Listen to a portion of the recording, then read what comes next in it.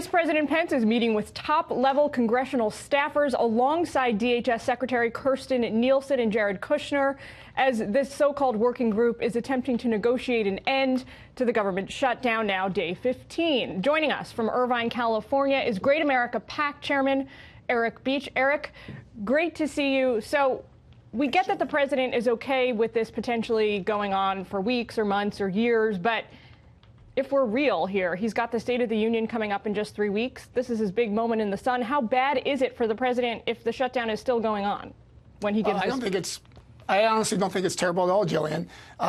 The reality is this was the #1 issue that he ran on as candidate Trump, and it's the #1 crisis in America today. And I think he needs to hold the ground. What I do think he ought to do is start looking at his messaging a little bit.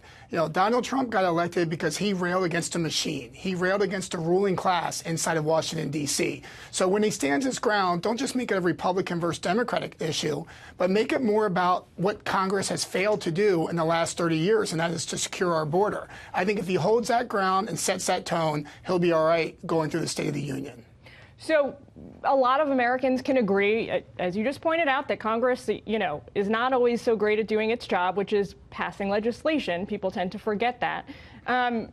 But do you think that there is enough sort of, sympathy and goodwill here to get your colleagues, to get Republicans through this for much longer? I mean, if this is a month from now, you can't tell me that Washington's not going to be fed up and the American people aren't going to be fed up.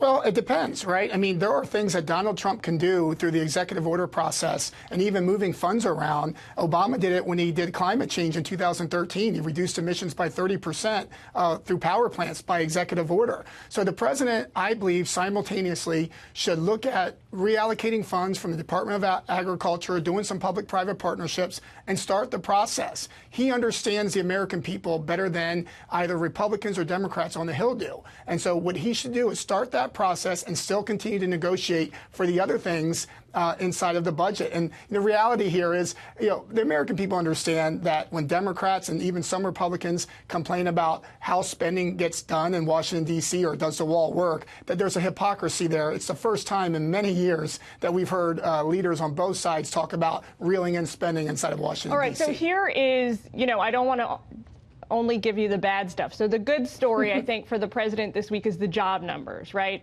Tell us about how the president got here, and then more importantly, how he's going to keep this kind of growth, job growth up going into the future. Yeah, 312,000 right. jobs, manufacturing's on the rise, construction jobs, and we continue to see that increase. And I think the president is right when he talks about, the so-called trade wars with China. He really is trying to have a reset when it comes to our foreign relations, and especially when it comes to our financial relations with other countries. And, I think he's trying to get to that point where he understands that he's putting America interests first, especially on financially. So we've actually taken the hit, but the fundamentals of the economy are still very strong. And we see some talks resuming next week, with China.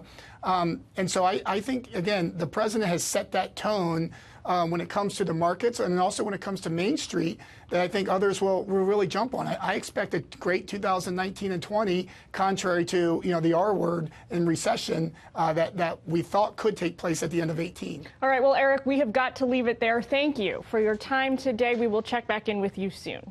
Thank you, Jillian.